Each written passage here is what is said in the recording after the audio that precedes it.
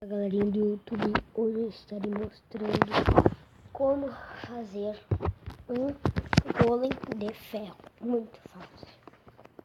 Primeiro coisa que eu vou fazer, eu vou trocar de câmera.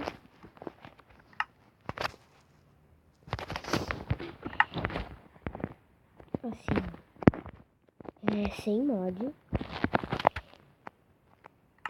Primeiro você vai precisar de um bloco de ferro e uma abóbora.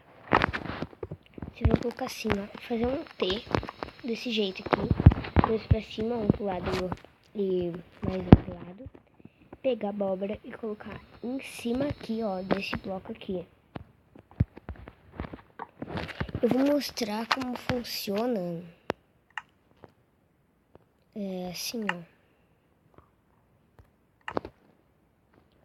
Vou pegar deixa eu ver, um zumbi pra mostrar, olha. Pra ver.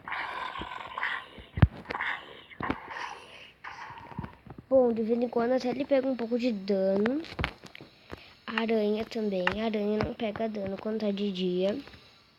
Deixa eu ver onde tá a aranha. Pode ser a aranha da caverna mesmo. Qualquer tipo de coisa ele mata, ok? Então é isso, pessoal. Espero que vocês tenham gostado do vídeo. Tchau, tchau.